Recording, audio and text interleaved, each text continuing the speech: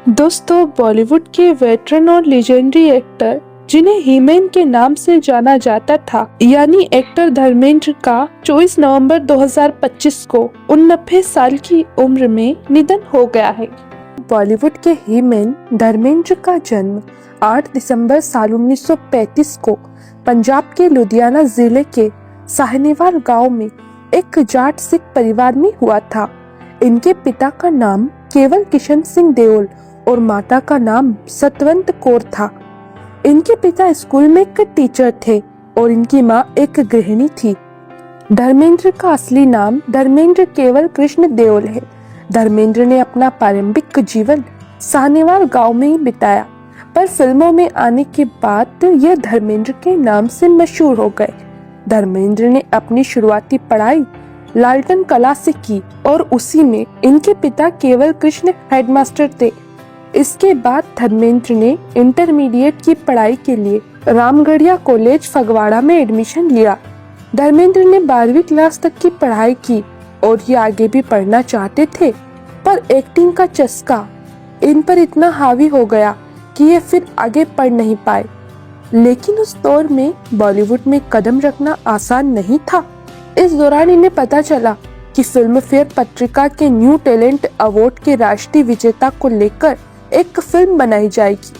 तो फिल्मों में काम करने के अपने सपने को लेकर धर्मेंद्र ने भी इस कंपटीशन में हिस्सा ले लिया और ये कंपटीशन जीत भी गए और उस फिल्म पर काम करने के लिए पंजाब से मुंबई आ गए, जो विजेता के लिए बनाई जानी थी। लेकिन ऐसा कभी नहीं हुआ, फिल्म कभी नहीं बनी, जिससे ये निराश हो गए और एक अनजान शहर में इनका एक नया संघर्ष शुरू हो गया। एक किसान परिवार से ताल्लुक रखने वाले धर्मेंद्र ने कभी अपने सपने को नहीं छोड़ा। ये मुंबई आए, लेकिन शुरुआत में इनके पास न तो मुंबई में घर था न पहचान। बकौल धर्मेंद्र शुरुआती दिनों में गैरेज में इन्हें सोना पड़ता था और पेट पालने के लिए ड्रिलिंग फर्म में पार्ट टाइम काम करते थे।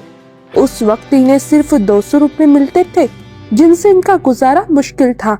रिपोर्ट्स के मुताबिक जब धर्मेंद्र अपनी वादा की गई फिल्म के असफल होने के बाद मुंबई में अपनी किस्मत आजमा रहे थे, उन्हीं दिनों इनकी मुलाकात भावी अभिनेता मनोज कुमार से हुई। दोनों एक ही राह पर थे, इसीलिए दोस्ती परवान चढ़ी। मुंबई में अपने संघर्ष के दिनों में धर्मेंद्र और मनोज कुमार रूममेट थे।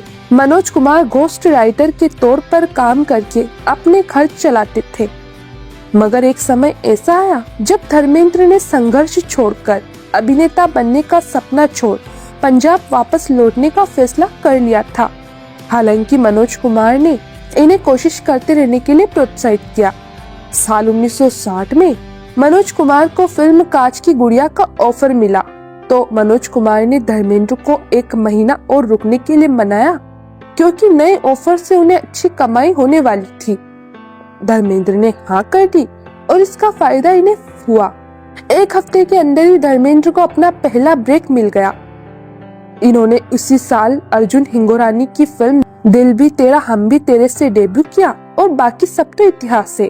इस तरह साल 1960 में आई फिल्म दिल भी तेरा हम भी तेरे से धर्मेंद्र ने अपना एक्टिंग डेब्यू किया था और फिर इसके बाद इन्होंने कभी पीछे मुड़कर नहीं देखा। डेब्यू फिल्म दिल भी तेरा हम भी तेरे के बाद धर्मेंद्र को इसके अगले साल 1961 में आई शोला और शबनम फिल्म में काम करने का मौका मिला, जो फिल्म बॉक्स ऑफिस पर ब्लॉकबस्टर साबित हुई थी और इसी फिल्म से इन्हें इंडस्ट्री में लोकप्रियता मिली।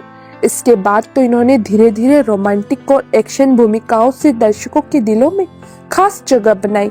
साल 1960 और 70 के दशक में शोले, सीता और गीता, चुपके चुपके, धर्मवीर जैसी मशहूर फिल्मों ने इन्हें सुपरस्टार बना दिया। इनकी मजबूत शरीर और सादगी भरे व्यक्तित्व के कारण इन्हें हीमैन ऑफ बॉलीवुड कहा गया। इसके बाद ये आगे बढ़ते चले गए। धर्मेंद्र ने एक इंटरव्यू में बताया था कि इनके पिता इनके एक्टर बनने के फैसले से खुश नहीं थे। उन्हें डर था कि अगर मैं असफल हो गया तो क्या होगा। हालांकि इन्हें अपनी मां ने हमेशा साथ दिया और फिर अपनी मेहनत और लगन से इन्होंने फिल्म इंडस्ट्री में अपना खास मुकाम बनाया। और जब धर्मेंद्र साहब अपने करियर के शिखर पर थे, तो ये म्यूजिक डायरेक्टर से खास फरमाइश करते थे कि इनके गीत रफी साहब से गवाए जाए। ऐसा नहीं है कि धर्मेंद्र साहब को इंडस्ट्री के दूसरे गायकों से कोई दिक्कत थी। धर्मेंद्र हर गायक को रफी साहब जितना ही सम्मान देते थे। धर्मेंद्र जी को भी फिल्म इंडस्ट्री के लगभग सभी गायकों ने अपनी आवाज दी है, लेकिन रफी साहब से धर्मेंद्र जी का लगाव जरा खास था। अपने 7 दशकों के अधिक लंबे करियर में धर्मेंद्र ने 300 से अधिक फिल्मों में काम किया।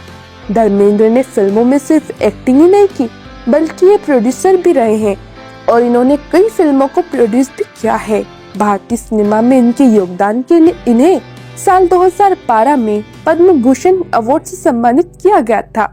इसके अलावा इन्होंने नेशनल अवार्ड भी जीता और फिल्म फेयर के लाइफ टाइम अचीवमेंट अवार्ड से भी इन्हें नवाजा जा चुका है। धर्मेंद्र के निजी जीवन की अगर हम बात करें तो इन्होंने 2 शादियां की है। इनकी पहली शादी फिल्म इंडस्ट्री में आने से पहले साल 1954 में 19 साल की उम्र में प्रकाश कौर से हुई थी और इस शादी से इनके 2 बेटे और 2 बेटियां हैं। बेटे सनी देओल और बॉबी देओल और बेटियां विजेता और अजीता। वहीं धर्मेंद्र ने साल 1980 में अभिनेत्री हेमा मालिनी से दूसरी शादी की थी। धर्मेंद्र और हेमा मालिनी की 2 बेटियां हैं, ईशा देओल और अहाना देओल। और आज धर्मेंद्र के सभी बच्चे अपने अपने क्षेत्र में सक्रिय हैं और पिता की विरासत को आगे बढ़ा रहे हैं। धर्मेंद्र अब काफी समय से महाराष्ट्र के लोनावाला स्थित अपने फार्म हाउस पर रह रहे थे। इसमें स्विमिंग पूल समेत सारी लग्जरी सुविधाएं हैं। यहाँ धर्मेंद्र को खेती करते हुए भी देखा जाता था और काफी स्टाफ भी इन्होंने यहाँ रखा है। धर्मेंद्र अक्सर ही अपने फार्म हाउस के वीडियोस इंस्टाग्राम पर शेयर करते रहते थे। अब एक्टर धर्मेंद्र 90 साल के हो चुके हैं और फिल्मों में भी एक्टिव रहते हैं। हाल ही में धर्मेंद्र की नई फिल्म 21 का भी ट्रेलर रिलीज हुआ था, जिसे खूब पसंद किया गया। यह फिल्म जल्दी रिलीज होगी। बता दें कि 90 साल के दिग्गज एक्टर धर्मेंद्र को हाल ही में 1 नवंबर 2025 को सांस लेने में तकलीफ के बाद मुंबई के ब्रिज कैंडी अस्पताल में भर्ती कराया गया था। धर्मेंद्र के निधन की खबर से पूरे फिल्म जगत में शोक की लहर दौड़ गई है। धर्मेंद्र ने मुंबई स्थित अपने जुहू आवास पर लंबी बीमारी के बाद अंतिम सांसें ली। धर्मेंद्र ने अपने 6 दशक से अधिक के करियर में भारतीय सिनेमा को कई यादगार फिल्में दी। हम हमारे चैनल सेलेब्स रियल लाइफ द्वारा धर्मेंद्र जी को सैल्यूट करते हैं।